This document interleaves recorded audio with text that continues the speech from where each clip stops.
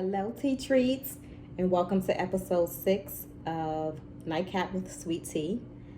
Tonight, we are going to be discussing a more serious topic. At times, it may get emotional, but I felt a need to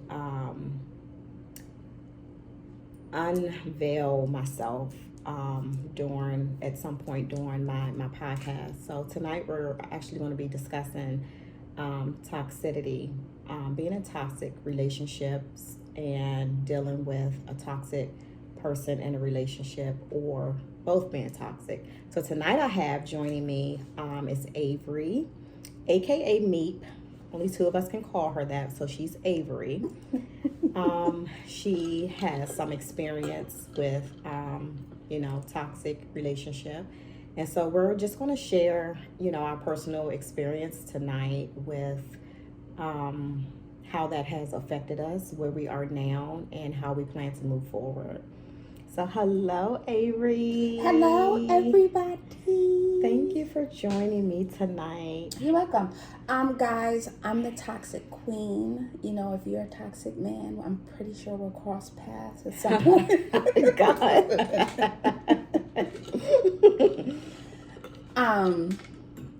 This is going to be an interesting show. I think when people are in toxic, first of all, I hate the word toxic. I think it's a trending word and people say it all the time.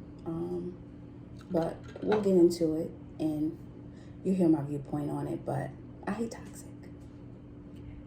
So I think it will be ideal to start with what the definition of toxic is, what that means to us, and why we think that we are, I don't necessarily want to use the word victims of it, but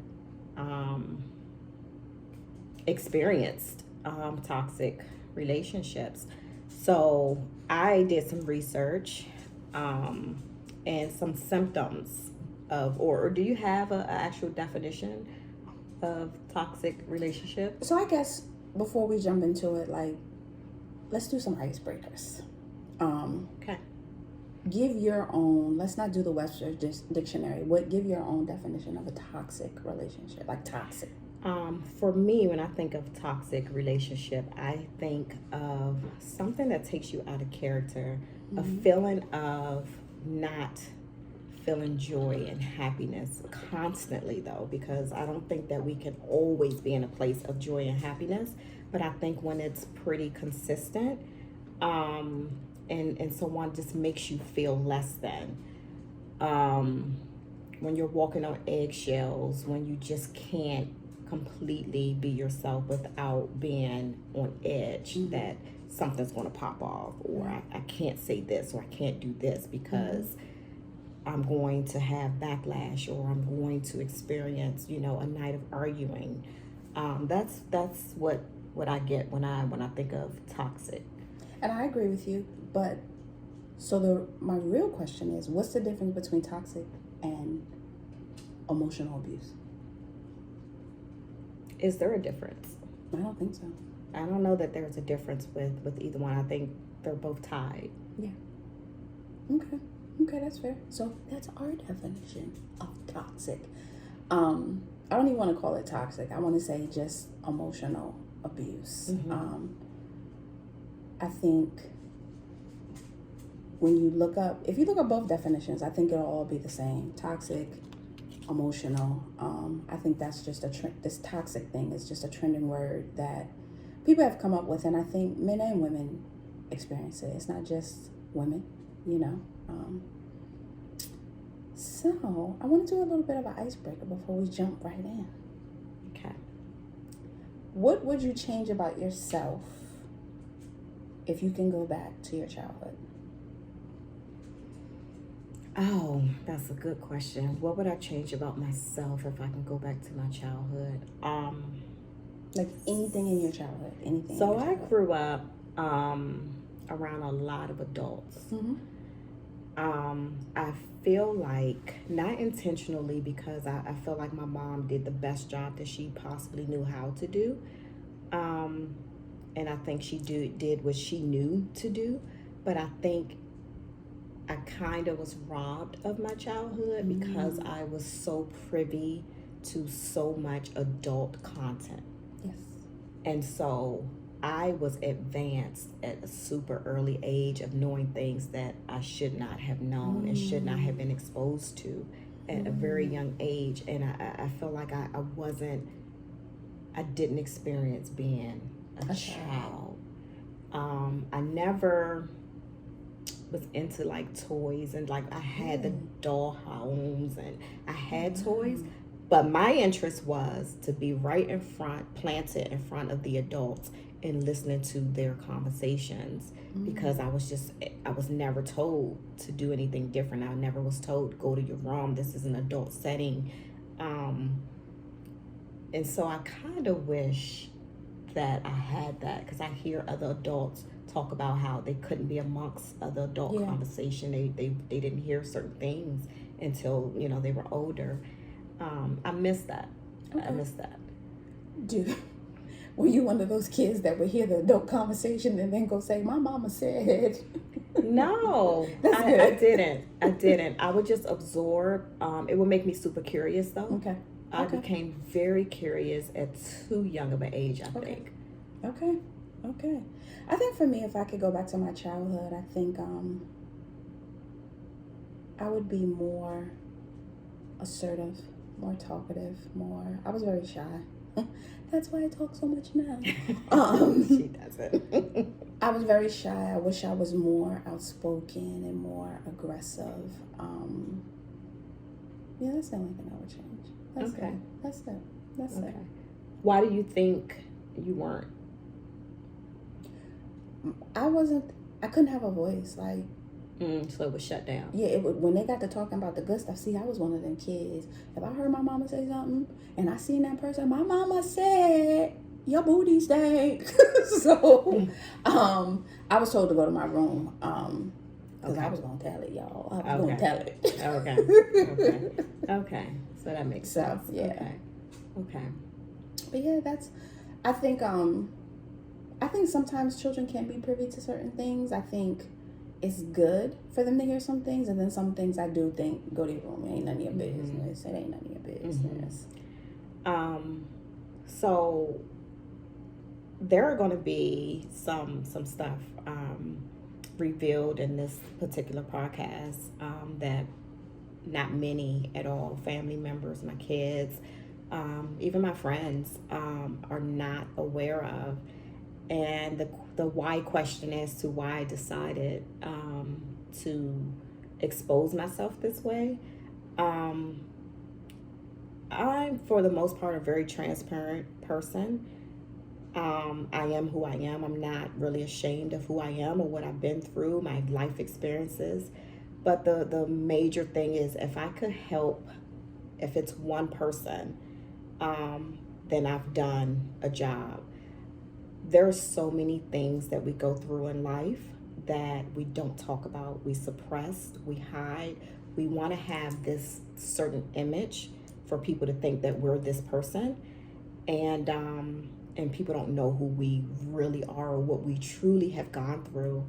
And I figured, I'm doing podcasts, and I just want to keep it 100 about me. And so that is the reason why I decided to do this. It wasn't an easy decision. It took a lot of thought and a lot of courage, actually, to actually do this podcast. But Avery is someone I met over a year ago, almost 2 years now, and we become pretty close, and we have exchanged a lot of personal information with one another, and kind of been each other's, backbone and help when necessary. And so I thought she was the perfect person for this particular subject, because of her own personal experience, and because I feel comfortable and have felt comfortable with exchanging certain information with her that not even my closest friends are aware of, not even family members are aware of. And so here we are.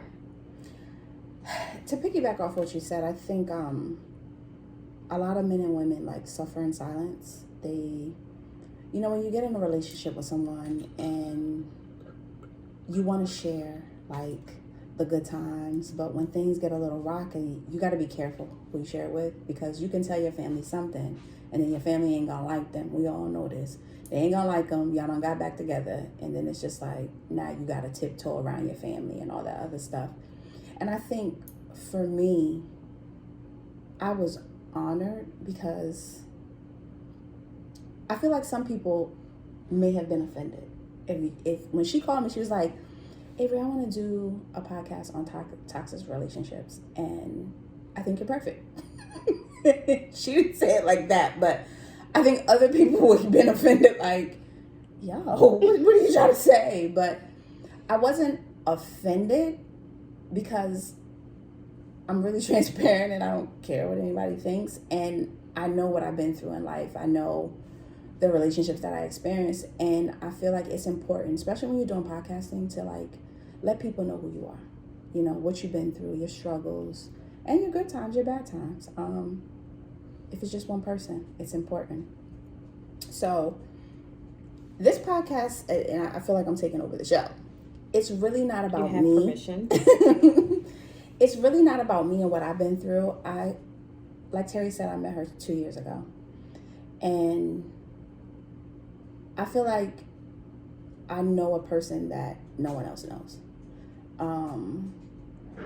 She's an alpha female. She's tough.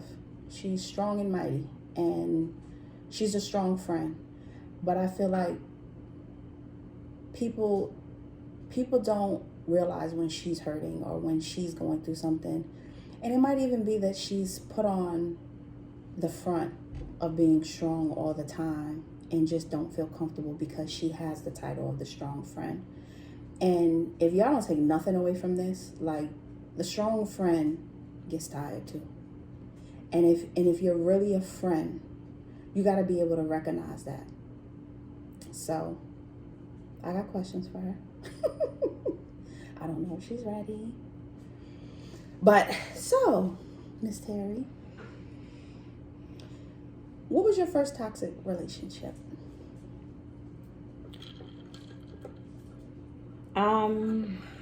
One that I really identify with, because I think there was some toxic in my marriage, but one that I truly identify with that was like smacked me in the face. I would say the first relationship outside my marriage. And even before then, I mean, if we want to be technical, I can even go back to childhood, but I'm going to just leave it. I'm going to start with just an intimate relationship. Was the first relationship outside of my marriage. About almost a year after separating, I met, a guy. And I thought this guy was going to be my end all be all. This was going to be my next husband. Nobody couldn't have told me any differently because we clicked so naturally and so fast. Everything just felt good and felt organic and just real. And so I would say that was my first toxic relationship that I was aware, like, wait, this doesn't feel the same, right? So when you say that, do you feel it was red flags that you ignored?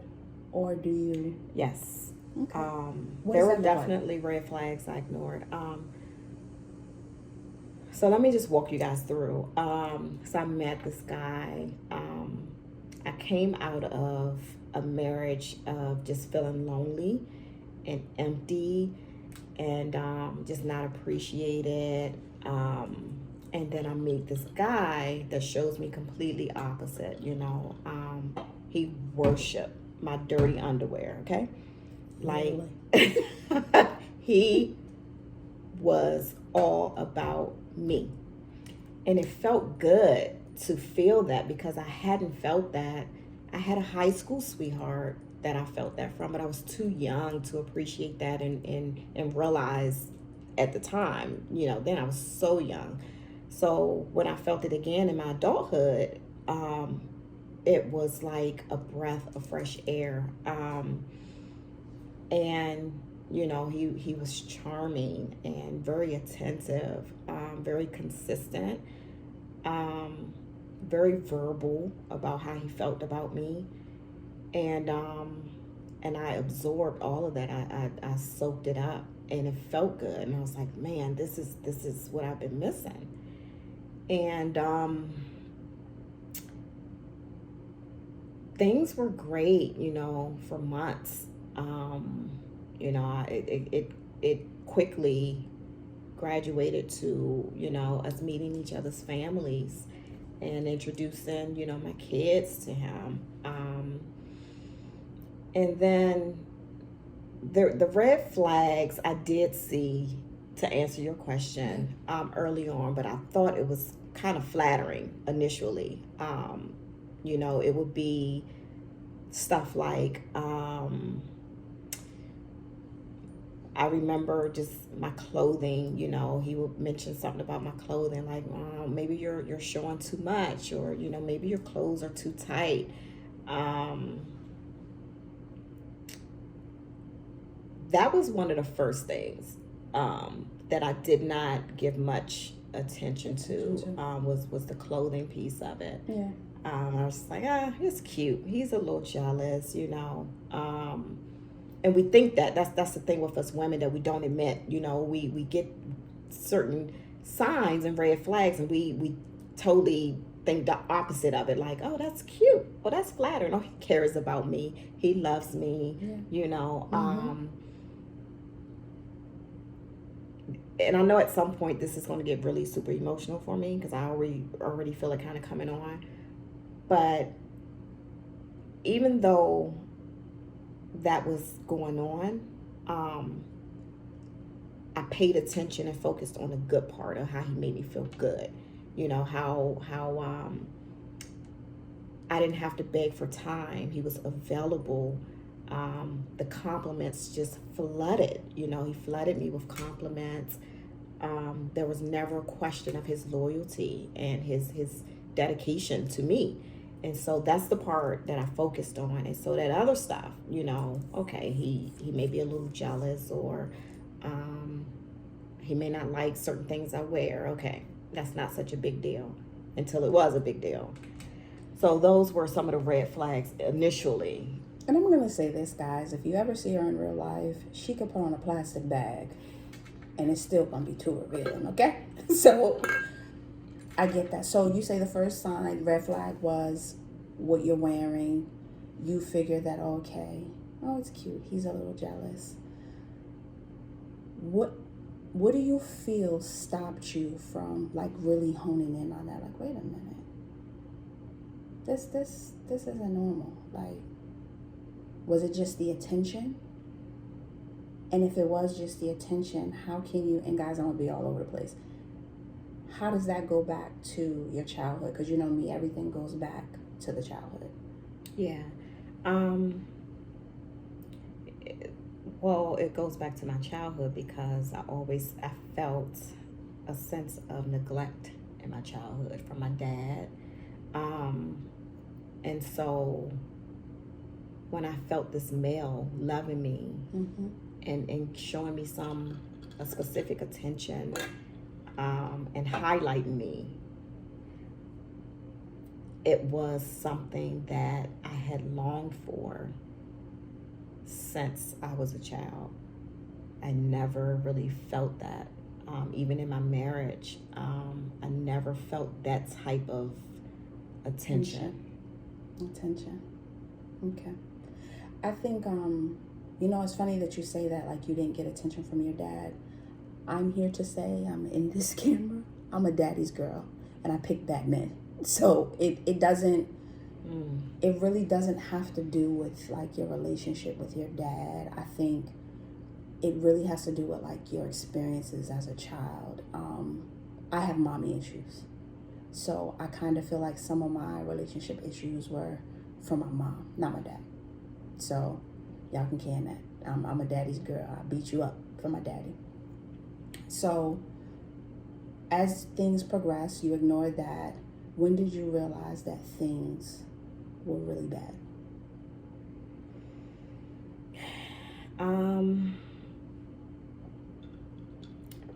Probably about 4 to 5 months in. 4 to 5 months in, I felt like, I don't know about this, but it feels so good. Like, gosh, I don't know that I could, like, at that point, I felt like it was a drug. I felt like I was introduced to this drug. I tried this drug, and now I'm hooked on this drug. And I don't know how to get off of this drug. And so with toxic people, I've learned that they'll do something and then they come back and there's accountability and there's acknowledgement of, yeah, I did wrong. And then there's the begging and the pleading and and the acknowledgement for me is like, for me at the time, that early on was like, okay, he realizes what he's done. So then there's possibility for change and we can move forward because he knows what he's done. So that means he ain't gonna do it again. Right. He knows he's hurt me. He's caused me some type of pain. That's not his MO. Yeah. And so moving forward, we'll be fine. And it just repeated over and over and over and over. And there were at some point times that I tried to break away from it completely and realize this doesn't feel good anymore.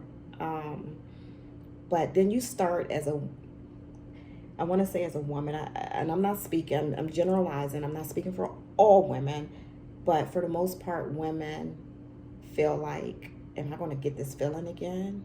Am I going to meet somebody that's going to make me feel like he's made me feel before? The good part, not necessarily the bad part. And it's like, for me, I describe it as lightning striking twice in one place. And it's just like, I have the chemistry with this person. I have this connection. I like them at the times we're good. When we were good, we were good. But when we were bad, it was bad. So it was hard to find balance. And so you start thinking like, I introduced them to my family and my kids. And, is it so bad? You start questioning, is it so bad? Maybe it's not so bad. This is workable. It can change. And we trick ourselves. It can change. He'll change over time. It'll change. Where it should have just been deaded, really. In reality, in my opinion, it should have just been deaded because some stuff is embedded in people. And it takes, I'm not saying that it's impossible for change to happen, but it takes necessary work, therapy, being aware, like truly aware and wanting to make those changes, I think is when things can look different. What did your friends say about everything that was going on? So I was not so open with everything that was going on at the time. There was so much that took place. There's so much that took place that my friends don't know majority. Why is that? My friends or family don't know majority. Honestly, I felt like there would be a lack of understanding. Half of my friends are married and been in long marriages. The others were single. I felt like there would be judgment. And most importantly, I felt like they viewed me as this person that she ain't gonna take shit from nobody. She ain't gonna let this happen, and if it is happening, like, she gonna check up the deuces and be out of there. Yeah. And so I just felt like they couldn't relate to what I was in at the time. It's like a situation where we're on the outside and we're seeing someone's situation and we're saying, I'll never do that. You're stupid as hell. You're crazy. It's no way. Until you're actually in a situation, you don't know how you will respond to certain things. It's easy to say, that's crazy as shit. I ain't doing that. So you basically suffered in silence. I did.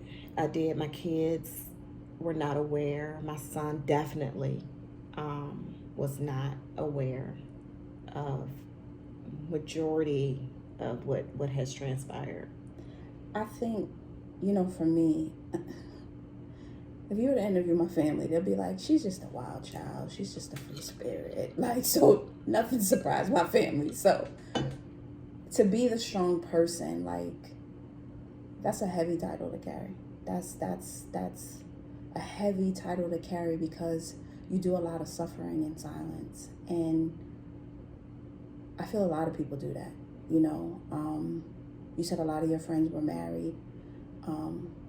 That plays a part. You get in your 40s. You're supposed to be married. Society say that that's what it's supposed to be. You don't get divorced. Like, it's certain things, but it's like people go through real life things and they can't share it because they're going to be judged. But the crazy thing about it for me is like, who are we to judge? How can anyone judge anybody? Because I'm sure if I came in your house and I seen some things, I could judge you. But you say your kids didn't know, your family didn't know. What, and y'all probably on email her and be like, what's wrong with this woman? I'm not a psychiatrist, but I just really want to know what made you stay. But no, don't answer that. I'm sorry. Don't answer that. What role did you play? Are you toxic?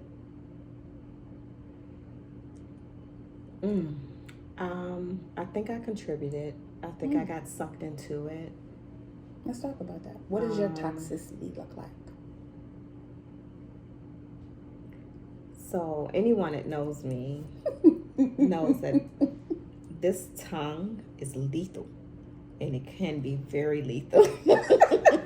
It can be very lethal.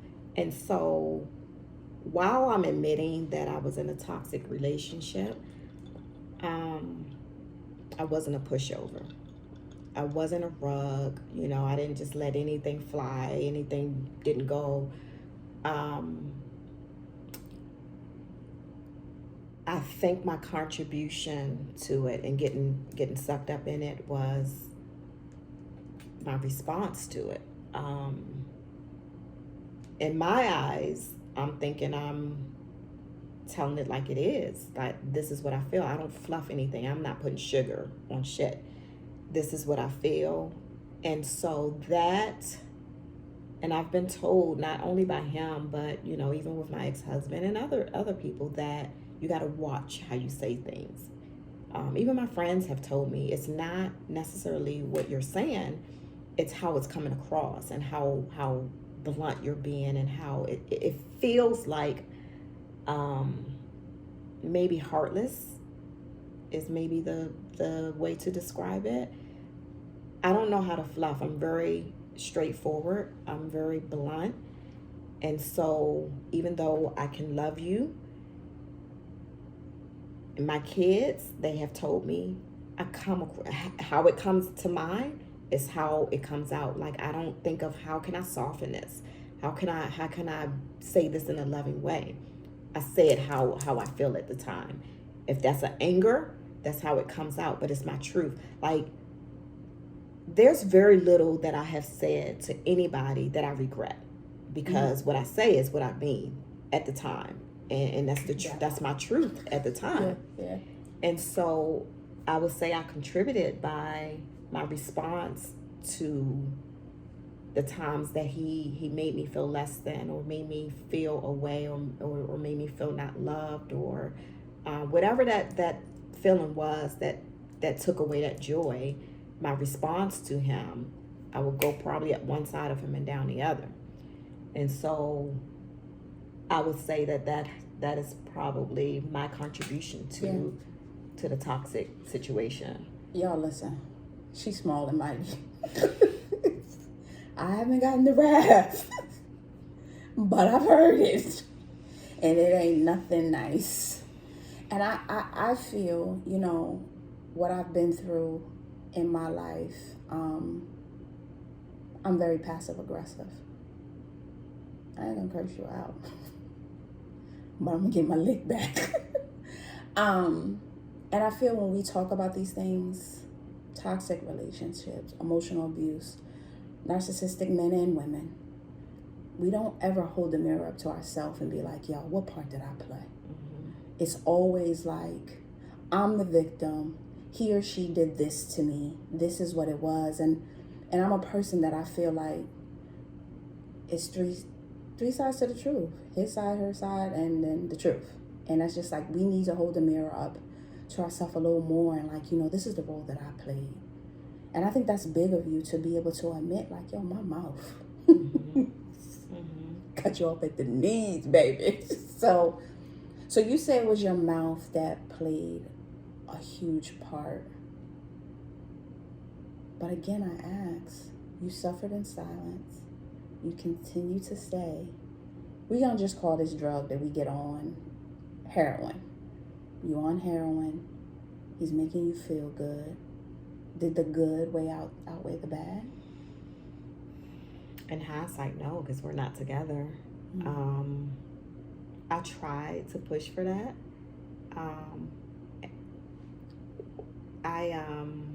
I think I wanted it just as bad as he wanted the relationship, because he wanted the relationship really, really bad. I think he was fighting, or not even think, I know he was fighting some demons, some stuff within himself.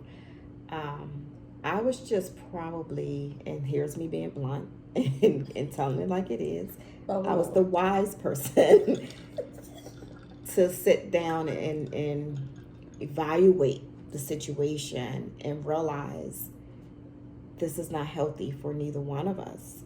As bad as we want this, as good as it feels, I think we fell in love with each other pretty quickly.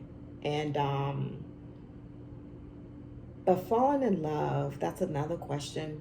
Love does not carry enough weight to sustain something that's unhealthy. And I'm sorry, can you pause right there though? Define love. We throw that word around a lot. What's your definition of love? It's a feeling. It's definitely a feeling. It's an emotional. It's a feeling. I think it's a feeling that I remember getting to a point with love. And I'm going to, because I think love can be different depending on the relationship. So specific to this topic, I feel like love is almost feeling suffocated, like I can't live without this person. I have got to have this person in my life. I don't know what I would do without this person. Yeah. Flaws, the imperfections, and, you know, just the understanding. But the other side to that is even deeper, is loving yourself enough to go back to my point. It's being aware of, this is not a good situation, and it's not making me feel good on a day-to-day basis. It's affecting my being, and not in a good way. And so I think it takes a strong person to sit back and see that I love this person, and I can't even imagine not even being with this person. However, if this is the way it's going to be, I'll choose me. Mm-hmm. And I think that's important. I think, you know, for me, I'm a Pisces. We believe in the fairy tales, but for me, love is action. You know, my father was my first love, and I didn't love him because of a feeling. I loved him because of his actions. He was consistent. He showed up. He never broke a promise to me. He showed me how to ride a bike. He showed me how to do everything I know and let me get my way. So would that be your love language though, more so than love?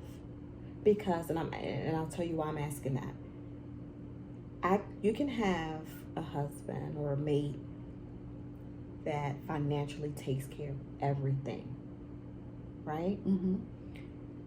Where he at?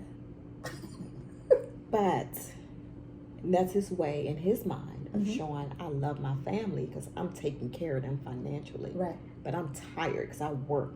So I'm going to sit my ass on this couch Mm-hmm. and I'm not doing shit else because I take care of them financially. I wouldn't say it's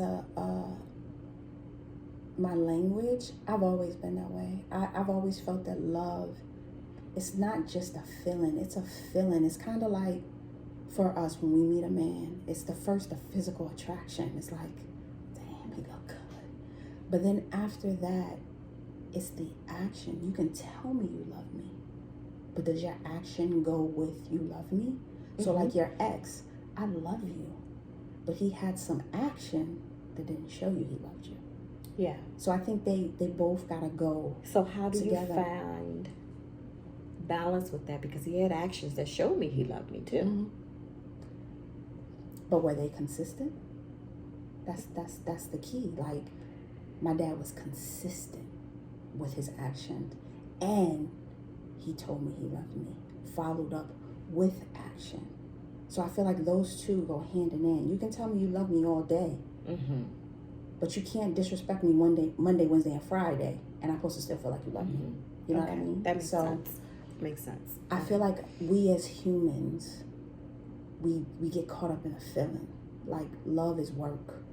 It's kind of like a marriage. It's if you love somebody, you gotta work. Friendship, our friendship, like even friendships, you gotta have that tough conversation sometimes and be able to move forward. Like, listen, I don't like the way you said this and you did this, but I love you enough to listen to you and change and not let it happen again. So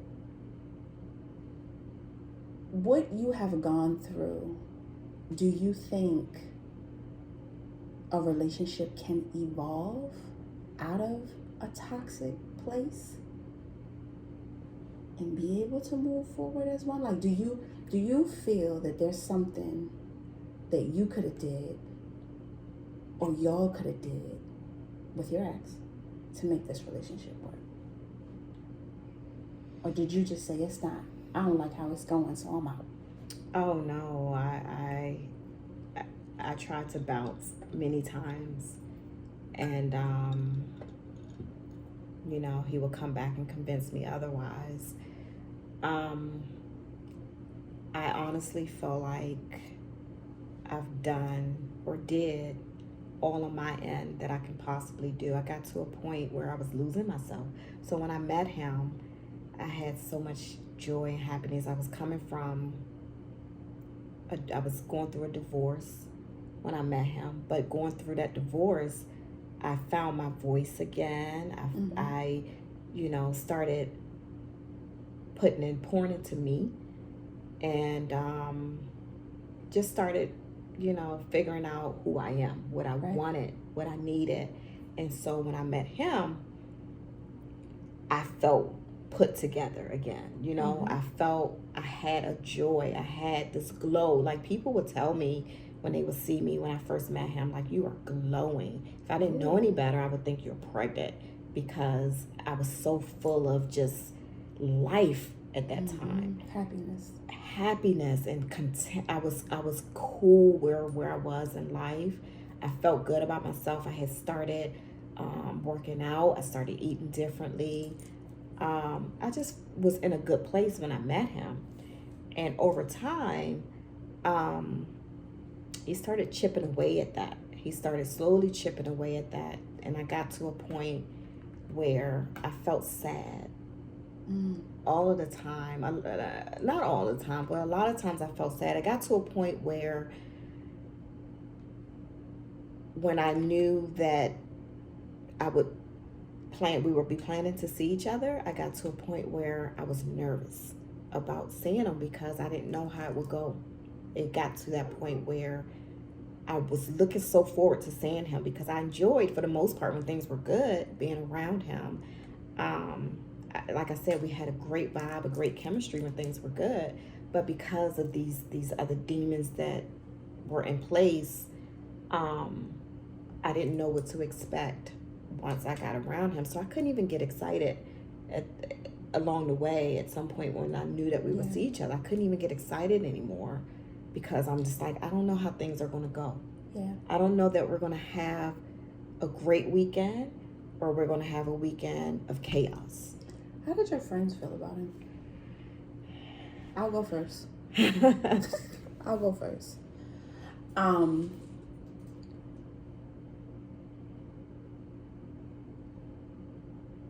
I had a soft spot for him. She did. She did. But then again, you know, I'm gonna push over. But I know he loved her like, I can't even give you an example because I've never, like, I love my daddy and my daddy loved me. Okay, that's the type of love, and I just feel like he had some demons that from his childhood, because for me everything stems from your childhood, and it's the inner child we need to heal, but we never do. We just press forward, we live life, we move forward. So I feel he loved her. I made a lot of excuses. I ain't even gonna hold none of y'all. I made a lot of excuses because I saw the potential. Y'all write that down, potential. But there's things that, you know, he need to deal with. And like I said, I had a soft spot, so, you know. She was probably one of, well, I have another friend that kind of played devil's advocate a lot, a male friend.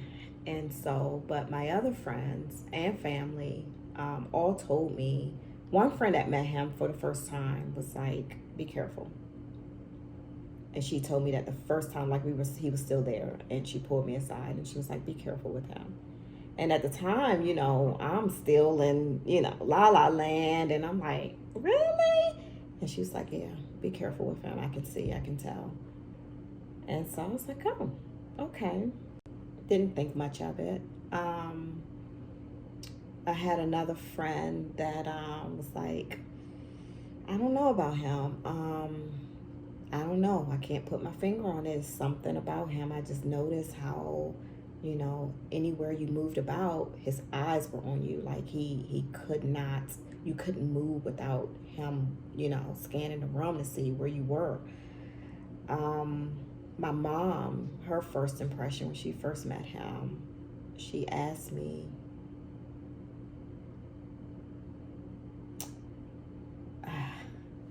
she said,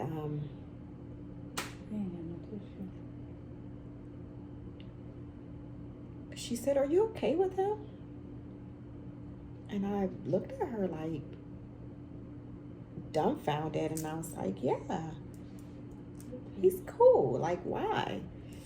She said, I don't know. I'm just asking, you know, but if you're good, you know, I'm good. And again, it was so early on that I'm thinking like, you know,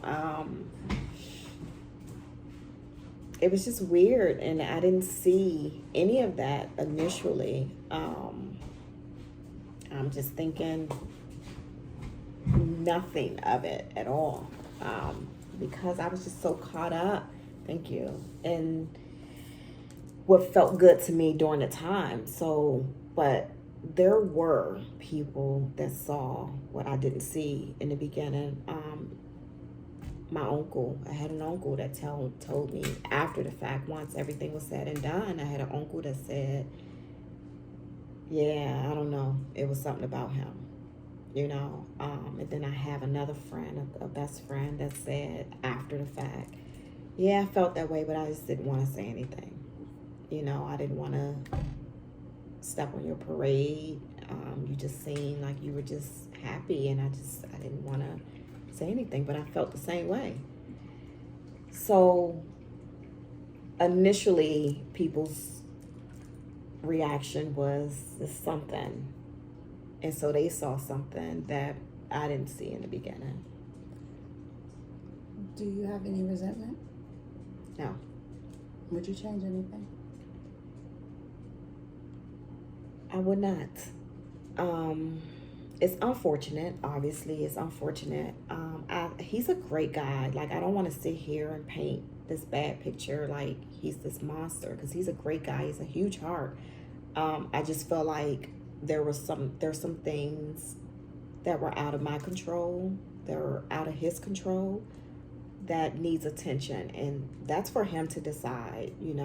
To seek attention on therapy, whatever that is. It's not anything that I could have done to help it, and I honestly don't feel like there's anything he personally could have done on his own or do on his own. I think it's going to take a third party or somebody intervening to help him along the way, but that's his decision. He will have to see that. I can't want that for him. He will have to decide that on his own. And I think for all of us, like, even like me, Terry, like, you can't heal what you don't reveal.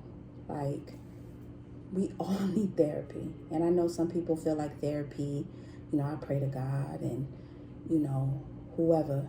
And think that's enough. Yeah, and it's not. That's enough. It's not. There are people in this world that really say, God speaks back to me. God, I heard this from God. And I'm not saying that that's not true. I do believe that.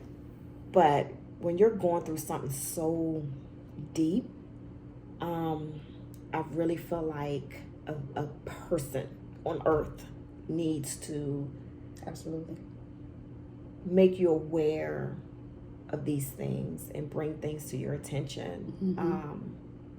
Because that can be tricky. You can think you're hearing something from God. And it ain't God. Yeah. Sorry, y'all. And so, sorry, I don't know how that came through. That's all right. I think us as women, I'm not going to say all women, I'm going to say majority of us, when we go through a breakup, we seek to heal ourselves, We'll go through the phase, we suffer in silence, we have that one friend we talk to, we confide in. But Terry's right, you got to reach out to somebody outside of prayer that can sit down and talk with you. But I think, I want to piggyback off what she said. It's not to sit here and say, like, her ex was a bad guy. I really didn't say nothing about my ex. I'm not saying he's a bad guy or any of the guys that I dated were bad guys. I think everything is a lesson. What you don't heal, you will attract.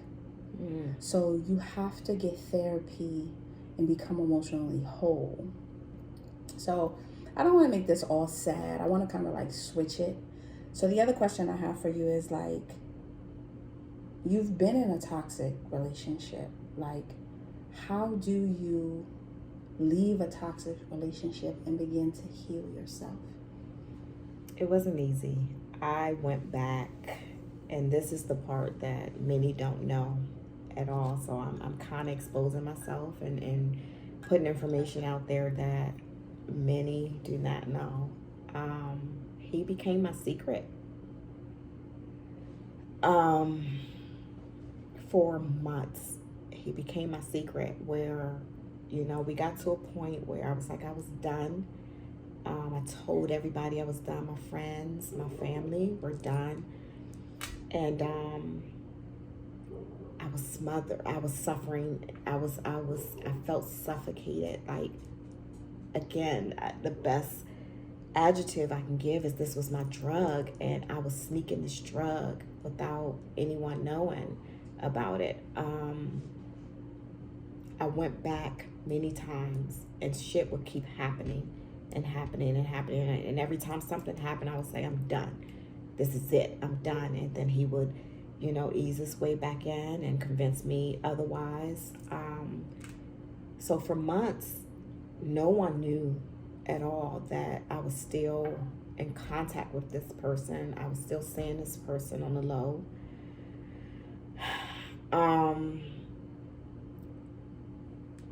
Over time, I felt like I was building to be strong enough to just completely walk away.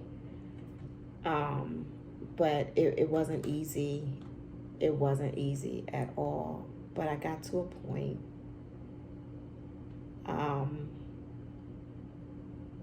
where I just realized, what I deserved and what I wanted, and that I knew I was in love with this person, but this person wasn't my future. And that was one of the hardest That's a hard things Lord knows. to fight through. Mm-hmm. It was so hard to realize, oh my gosh, I love this person, and only if things were this way. But this person is not my future.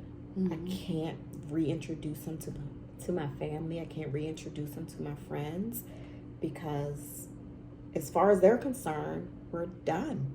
They have no idea I was still in contact with this person for months. How long would you say y'all stayed in contact? How long did you?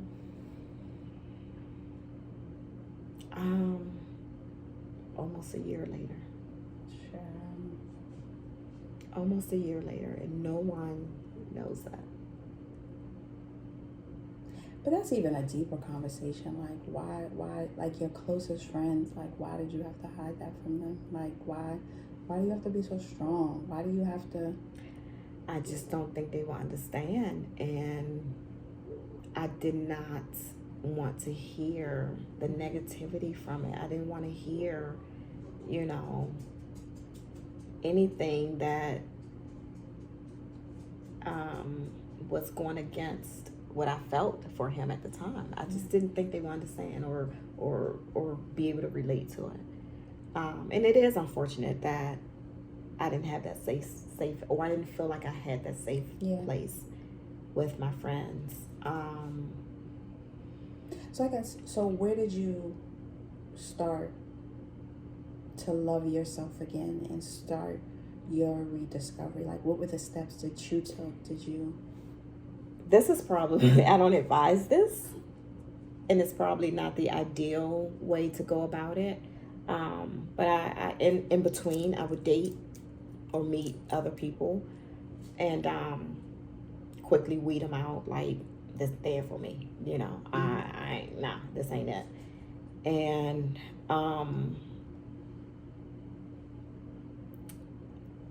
unexpectedly, I met someone during that interim, and it stuck. Like, I was like, this is my person, this is my guy, this is what, I think this was my missing piece. And that honestly is what helped me to not look back or turn back. If your friends were to see, well, of course they're going to see this. When your friends see this and they say, Terry, like, why, like, I didn't know, or wow, I'm surprised. That's what I would probably hear. Wow, I didn't know that. I'm surprised to hear that. What's your question though? What will you say to that? If they say, why you didn't come to me? Why didn't you say anything? Why didn't you talk to me about it? I don't know that would be their question, honestly. Y'all better ask her that. But if that were their question, the same as what I've been saying when you've asked me, I didn't feel like with that particular situation that they were my safe place. There are other things I've gone to my best friends or my friends about that we talked about, but this particular situation, I just felt like nobody would be able to understand me or understand where I was at the time. I didn't feel like I would have what I needed from them during that time. And that's understandable. I think, and I've done it. We judge, I try not to, but you find yourself judging when you hear the same thing over and over again and all of that. But it's just like, you got to look at yourself too. Like, once matters of the heart, you gotta tread thin. Like, You got to be that listening ear. And listen, this heart, Eat it. the heart wants what the heart wants. Mm-hmm. Like, sometimes this is out of your control. So you're in a battle with this and this. Yeah. It's a battle because this is telling you you know better. Yeah. And it's giving you the wisdom that you know. But this is just like, I can't breathe. Someone's sitting on my chest. Like, and it's an ongoing thing. It takes a lot of strength and courage, boldness, yep, to finally realize this is what I deserve. I'm not putting up with certain things. I'm not dealing with. I'm not tolerating certain things. Anything that makes me feel less than what I should feel in my soul, I'm not going to deal with. But it takes a lot of energy and courage to be able to admit that to yourself. You got to admit it to yourself. And then you got to execute that feeling. And it's not easy. And I know I'm not the only one sitting here that has experienced this. It's life, and it's real, you know? I think for me, it's not even the message. It's not just toxic relationships, emotional relationships. It's also about friendships. Like, check in on your strong friends. You know, and like, even if because some friends can be really strong, you know, and I feel like I've gotten the honor to know the vulnerable Terry, you know, but you got to check in and be a little less judgmental. And men go through this too. It ain't just us. It ain't just us. We ain't just the victim. I think there's just so much more to this. And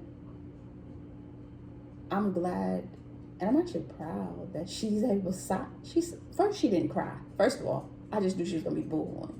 But to share a truth like this, it ain't easy. It's not easy. And just, this is going to help somebody. You don't have to suffer in silence. And therapy. Did you go to therapy? I did do therapy. Okay. That helped as well. That helped. My therapist was amazing during that time. I started therapy January 1. Actually, the beginning of the year, I started therapy. And that was a lot of help going through it. She just kind of reminded me of who I was and what I deserved, and just showed me again of what I didn't have to tolerate. So I would just say again that it's unfortunate because I believe that this guy has a lot of potential and he can definitely make somebody happy. He's very loyal, very available, which is one of my things. I love availability. One of my love languages is quality time. And I never had to fight for that. And in my marriage, I felt like I had to fight for quality time. You know, it's a difference with someone being present or in a space versus like quality, like exchange of conversation, having fun, liking each other, being around each other, and enjoying that time around each other. So to experience that was just like a kid in a candy store. Like, I was like, man, I hadn't had this in so many years, and it just felt good. And so that's one of the main reasons why I think I kind of try to, you know, stick it out. On top of, that's just who I am. I throw in the towel when I don't feel like it ain't nothing coming of this. But when I see potential, I give the best effort that I possibly can. So I just feel like it was just an unfortunate situation, and I don't know. I take away Um, pay attention to red flags. That's what I take I away. think everybody done told us that pay attention to red flags. Pay attention to red flags, no matter, you got to even if you got to sit down and write the pros and cons and write down like what it's looking like, what it is, the reality of it, what I'm looking for. You got to sit down and like put all that on paper to just kind of make sense of it. Do it. And also just give up on the potential. You can't bet on the potential. It's a hope and a dream. Either they got it or they don't. So.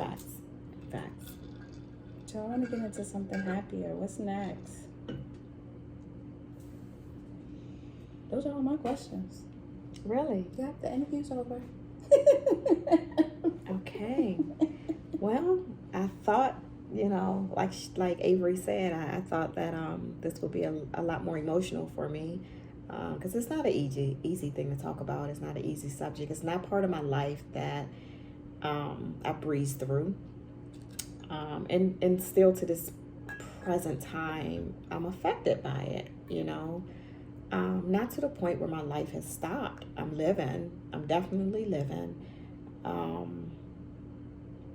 But it's sad that it had to end because of demons. And so I just tell anyone out there, like, acknowledge those demons and try to do something about them so that you can just reap the benefits of having the best life that you possibly can. Like, don't ignore those things. Deal with them and do something about it, and so that you can be the best person that you can possibly be. And Black people, therapy is okay. Hello. Don't be afraid of therapy. Black men. Yes, it's just another means of someone just bringing to light all your childhood traumas, because it really is the childhood That's where traumas. it begins. Most times that's where it begins. You haven't healed that. Even if you're unaware of it, because a lot of times we suppress shit that we don't even realize. It took therapy to make me realize a lot of shit about myself. Like, I didn't realize I had daddy issues until therapy years ago. And I was like, this makes sense, So it's nothing wrong with therapy. I highly recommend y'all. Like, we are full of brokenness. We are broken people. Trying to heal on our own, turn into shit that's not going to heal us. We're going to wake up and that shit is still going to be right there. That problem's still going to be right there. Drugs, drinking, strip clubs, women, men, whatever it is. Sex. Yeah. Shopping, get help, people. Get help, okay? So, as always, normally I have a game, but I didn't feel like this episode was game friendly. But we are going to end with a nightcap. And we're going to say who our nightcap is. A nightcap can be anybody that has inspired you, that made you feel good, that it doesn't have to be sexual. It doesn't have to be anything related to sex. So, Avery, who is your nightcap? My nightcap is Method Man. Okay, why? Because he inspires me to be happy.